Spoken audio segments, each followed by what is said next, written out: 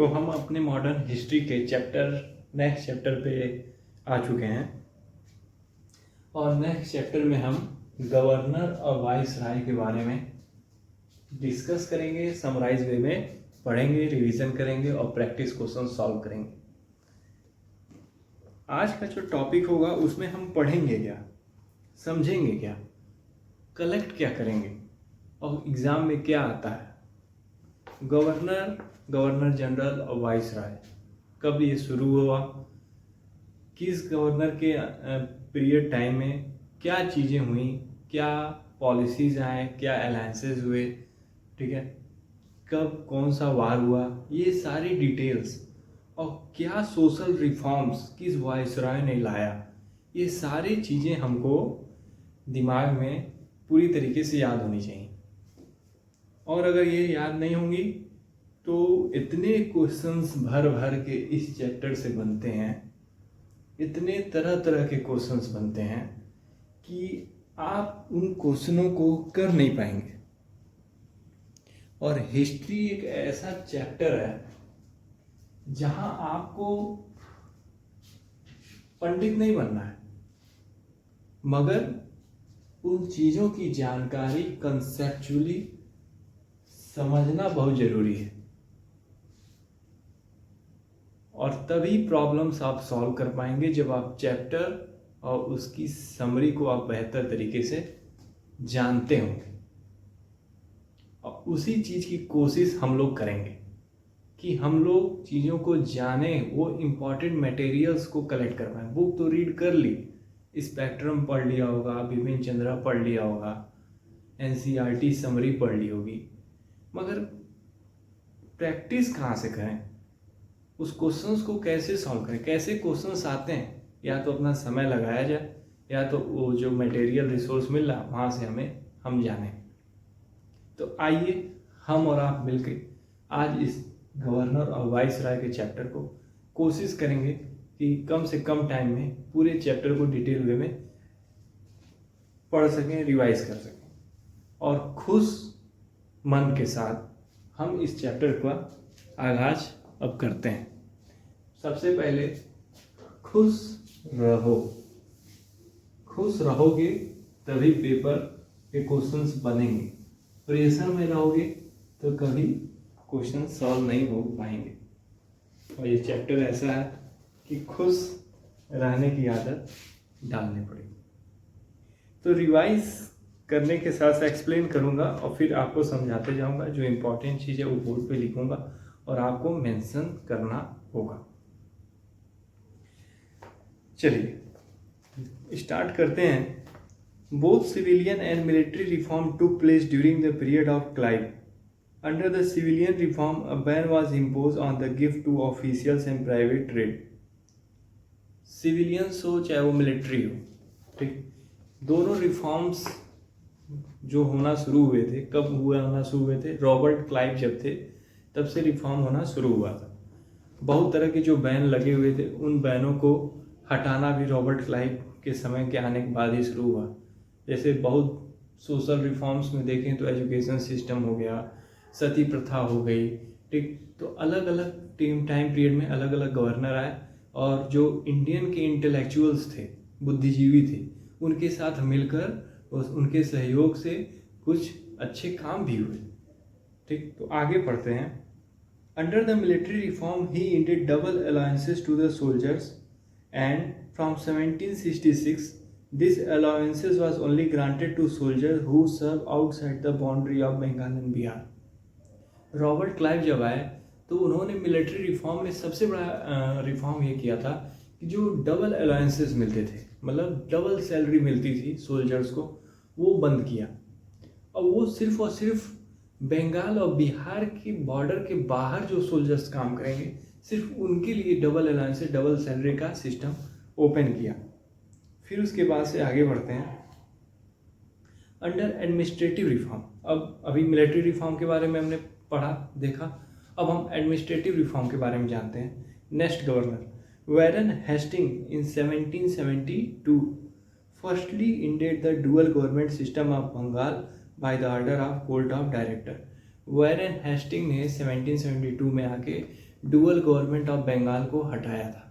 Dual government of Bengal Robert Clive ने लगाया था। डुअल गवर्नमेंट का मतलब एक तो रॉबर्ट क्लाइव खुद और एक उस प्रोविंस में गवर्नर, ठीक, तो डुअल गवर्नमेंट हो गया। और उस चीज़ को हटा के पूरी तरीके से सेंट्रलाइज कर दिया था बस बंगाल के जोन में। पहले बंगाल को ही कैप्चर किया था अंग्रेजों ने। फिर उसके बाद से ही transferred the state treasury from Murshidabad to Calcutta. और फिर वो अपना जो मुर्शिदाबाद को जो स्टेट की ट्रेजरी थी, ट्रेजर क्या कहेंगे ट्रेजरी को मतलब समझ लो एज ए ट्रेजर, मनी मुद्रा, ठीक, उसको उसके डिपार्टमेंट को मुर्शिदाबाद से कहाँ ट्रांसफ़र किया, कलकत्ता में। Warren Hasting believe that the whole land belong to the ruler. Warren Hasting ये उनका बिलीव था, विश्वास था कि पूरा जो ज़मीन है वो किसके अंदर में है, वो है आपके बिलोंग टू जो विलेजर्स हैं, जो गांव में रहने वाले हैं। For reform in revenue field he choose trial and error method. Trial and error method को भी कौन लाया है, ट्रायल एंड एरर मेथड को भी वैरन हेस्टिंग ही लेके आए हैं। Warren Hasting in 1774 was made Governor General of Bengal by the Regulating Act 1773।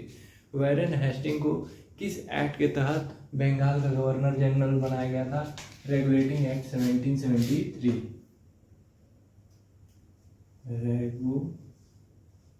Regulating act 1773 and executive council of 5 members, 1 director and other member.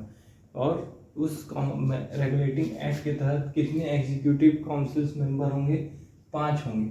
कितने होंगे, 5 एग्जीक्यूटिव काउंसिल मेंबर होंगे regulating act 1773 के तहत।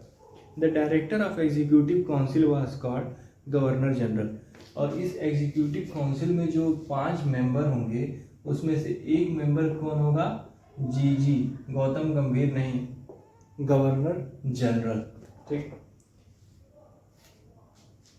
Several type of reform in police, judiciary, taxation, फौजेदारी related act etcetera to place during the time of Cornwallis. और जो police हुई, चाहे जुडिशरी हुई, न्यायपालिका हुई, ठीक है, कार्यपालिका हुई, फौजेदारी हुआ, टैक्सेशन सिस्टम हुआ, उसमें बहुत तरह की जो रिफॉर्म है वो कॉर्नवालिस के पीरियड तक है। Asiatic Society of Bengal was establish on 15 January 1784। और इसी फेज में एशियाटिक सोसाइटी ऑफ बंगाल,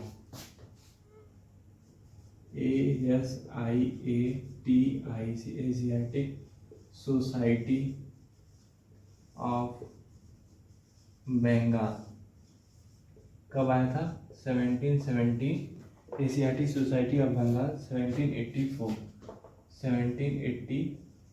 माफ कीजिएगा 1784। एशियाटिक सोसाइटी ऑफ बंगाल कब आया था, 1784, 15 जनवरी 15 को एशियाटिक सोसाइटी ऑफ बंगाल का फॉर्मेशन हुआ था। In term of governor general Warren Hasting.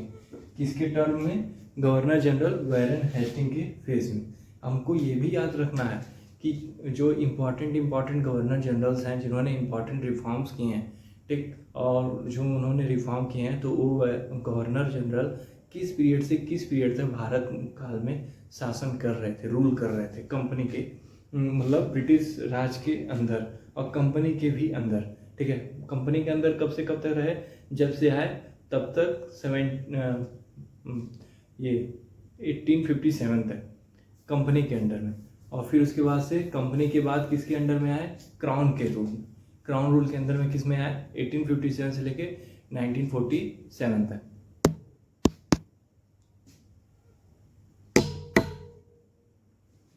Okay,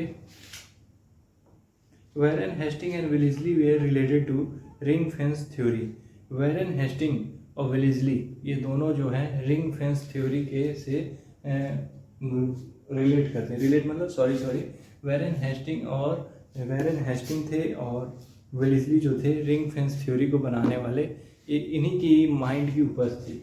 ring fence theory क्या मैं कह रहा हूँ, रिंग फेंस थ्योरी कौन कौन बनाया था, Warren Hasting and Wellesley. Okay. अच्छा, रिंग फेंस थ्योरी क्या है, बस इसको इस तरह समझो, ठीक है। रिंग फेंस थ्योरी को जैसे ये तुम यहाँ पे राज कर रहे हो, ठीक, ये तुम्हारा झंडा है, ठीक, मगर तुम्हारे दुश्मन यहाँ पे भी हैं, यहाँ पे भी हैं, यहाँ पे भी हैं, ठीक, मगर ये अभी एरिया खाली है। जो ये छोटे छोटे सल्तनत हैं, जो छोटे छोटे शासक हैं, यहाँ यहाँ रहते हैं अपना ना। तो तुमने क्या किया, इन शासकों को अपने अंदर मिला लिया है,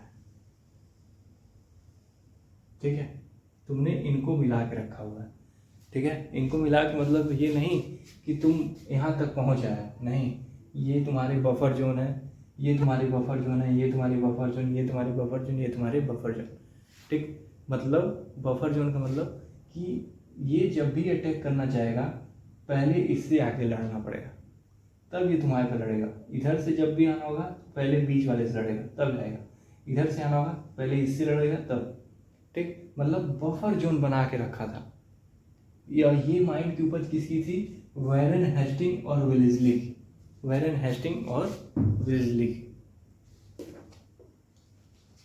Impeachment proceedings were initiated on Hastings for injustice and atrocity committed by him, but in the light of his service, proceedings which took place between 1788-1795 were stopped. माना जाता है कि वैरन हेस्टिंग एक ऐसे वो थे जिन्होंने सुसाइड कर लिया था जब उनके ऊपर मतलब वो केस चार्जेस लगे थे करप्शंस के। Following year the policies of Britishers towards Indian province की तरफ बहुत तरह के जो पॉलिसीज़ है उसमें से कुछ पॉलिसीज इस नाम मात्र हैं जो मैं बता रहा हूँ। Company struggle for equality with Indian province 1740 to 1765, policy of ring fence 1765 से 1830, ये सबसे इंपॉर्टेंट है, इसको नोट डाउन करो।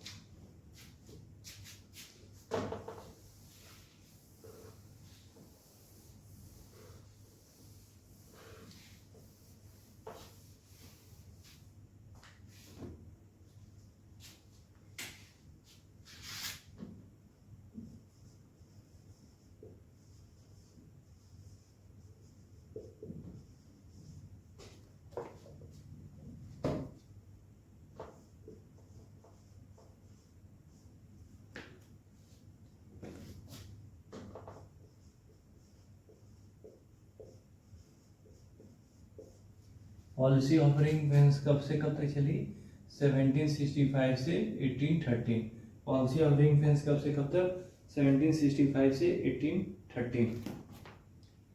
पॉलिसी ऑफ सबऑर्डिनेट आइसोलेशन, ठीक है। सबऑर्डिनेट आइसोलेशन मतलब कि सब्सिडरी अलायंस करना, ठीक, मतलब उनको अपने अंदर मिला लेना, मतलब अपने तरफ से उनको सब कुछ इक्विपमेंट्स देना, लड़ाई के लिए औजार देना, सैनिक देना, मगर उसको उसकी जगह पे पेड कौन करेगा, जो शासक को हम ये सुविधा देंगे, ठीक है। ये कब से कब तक चला था, पॉलिसी ऑफ सबऑर्डिनेट आइसोलेशन 1813 से 1857।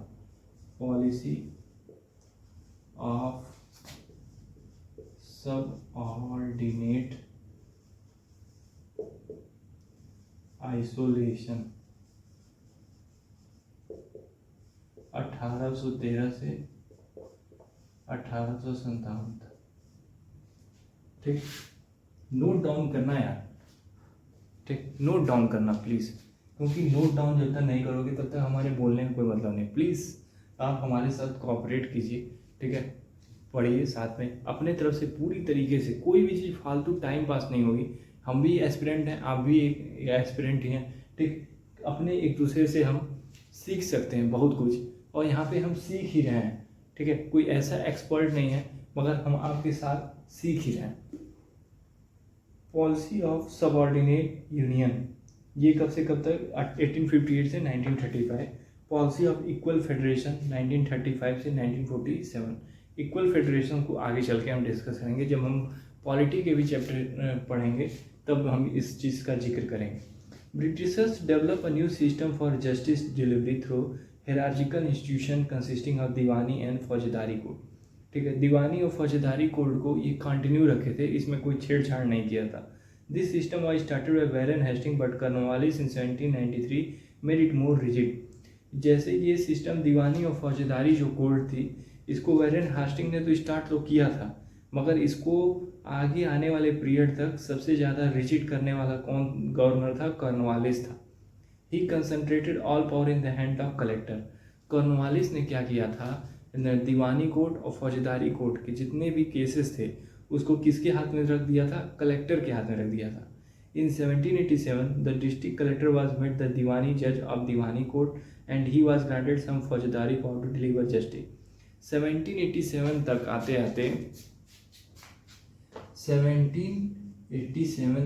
आते डिस्ट्रिक्ट कलेक्टर के पास इतनी पावर आ गई थी कि वो क्या कर रहे थे कि जो दीवानी जज भी बनते थे डिस्ट्रिक्ट कोर्ट के अंदर में, ठीक है। और फिर फौजदारी पावर भी उनको मिली हुई थी कुछ हद तक, जिसमें वो आके क्या करते थे?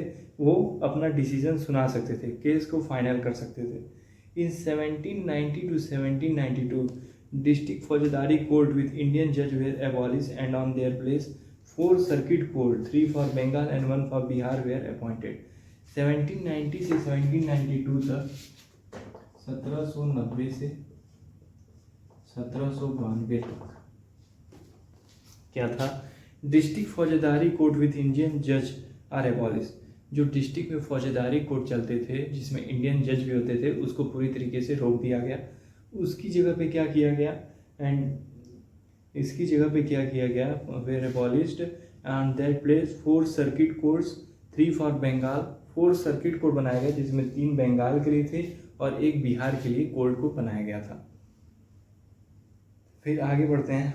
These courts were headed by European officials and justice were delivered with the help of Indian fajis and muftis। जो कोर्ट के फैसले होते थे, इंडियन जजेस को हटाने के बाद क्या किया था? अपने देश के जजेस को बैठाना शुरू किया था, अपने देश के जजेस को बैठाना शुरू कर दिया था। और वहाँ उसकी जगह पे और जो डिसीजन फाइनल करते थे वो उनके देश के जज होते थे, ब्रिटिशर्स के। और जो उनको नए रूल नियम बताते थे, धर्म से अलग अलग धर्म के लोग आते थे, उसमें फैजीज थे और मुफ्तीज थे। Cornwallis initiated his rule of specification of law which was absent from Indian previously. Cornwallis एक ऐसा गवर्नर जनरल आया था जिसने रूल बनाया था स्पेसिफिकली फॉर स्पेसिफिक रिलीजन, ठीक है। लॉर्ड कॉर्नवालिस ही था। Cornwallis code is the collection of judicial reform by Cornwallis in 1793। Cornwallis code भी भाई कॉर्नवालिस गवर्नर जनरल के नाम पे ही पड़ा था। This reform were based on the law of separation of power. He separate revenue and judicial administration. Judicial and फौजदारी power of collector was taken back and he was interested with the power related to taxation only. क्या हुआ? Cornwallis ने कुछ समय बाद ये देखा कि सारे पावर एक आदमी के अंडर में चला गया है। वो कौन है? District collector. चाहे वो फौजदारी हो, चाहे वो दीवानी हो, चाहे वो टैक्सेशन हो, चाहे वो रेवेन्यू हो, और सब कुछ एक आदमी के हाथ में देने लायक नहीं है, ठीक है। इसीलिए उसने फिर क्या किया? फिर वो रिफॉर्म, एडमिनिस्ट्रेटिव रिफॉर्म ले आए और सब कुछ बारी बारी से अलग अलग डिपार्टमेंट को दिया। एक हैंड के अंदर सारे पावर्स को कॉर्नवालिस ने समझा कि गलत हो जाएगा, इसीलिए उसको बांट दिया।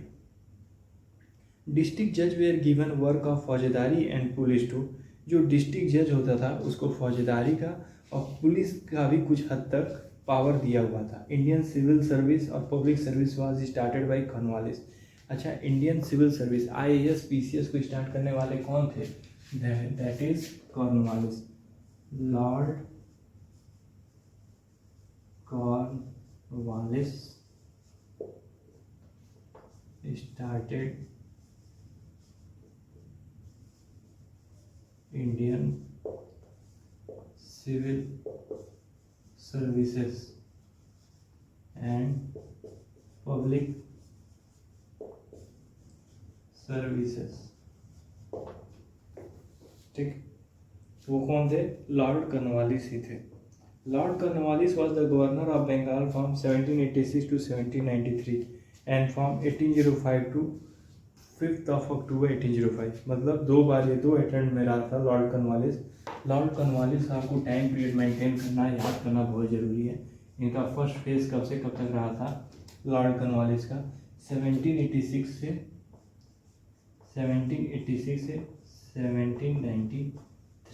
और फिर सेकेंड फेज इनका रहा था लॉर्ड कॉर्नवालिस का, ये था 30 जुलाई 1805, 30 जुलाई 1805 से 5 अक्टूबर 5 अक्टूबर 1805, 30 जुलाई 1805 से 5 अक्टूबर 1805, 2 फेज में। लॉर्ड कॉर्नवालिस का याद करना पीरियड ऑफ टेन्योर इसलिए इम्पॉर्टेंट हो जाता है क्योंकि इन्होंने बहुत सारे रिफॉर्म्स ले आए थे, ठीक, इसीलिए इनका 2 फेज है। आप प्लीज़ इसके डेट्स को याद कर लीजिए बाय हार्टली, ठीक। अब यहाँ तक कंप्लीट होता है। लॉर्ड कॉर्नवालिस ही एक ऐसे गवर्नर जनरल है जिनकी बॉडी को दफन किया गया था गाजीपुर उत्तर प्रदेश में, गाजीपुर यूपी, ठीक है। Lord Cornwallis died eight Ghazipur Uttar Pradesh on 5 October 1805, मतलब जब ये डेथ हुई थी तब उस समय ये गवर्नर जनरल थे, 5 अक्टूबर 1805 को, ठीक है। लॉर्ड कॉर्नवालिस की डेथ हो गई थी गाजीपुर में उत्तर प्रदेश में जो पड़ता है, ठीक। Treaty of Bassein December 1802 was made between Peshwa Bajirao two and Britisher. एक सबसे बड़ी ट्रीटी होती है ट्रीटी ऑफ बसेन।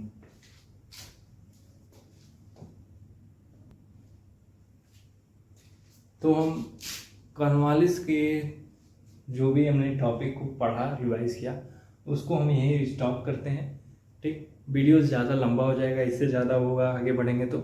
अब मिलते हैं सेकंड पार्ट में, ठीक है। और वीडियो हमारी अच्छी लगे तो प्लीज़ लाइक कीजिए, सब्सक्राइब कीजिए और अधिक से अधिक लोगों तक शेयर कीजिए और उनको भी बताइए कि यहाँ से उनको प्रॉफिट अगर मिले तो ज़रूर से ज़रूर वीडियो को सब्सक्राइब करें, लाइक करें और पढ़ें। Thank you.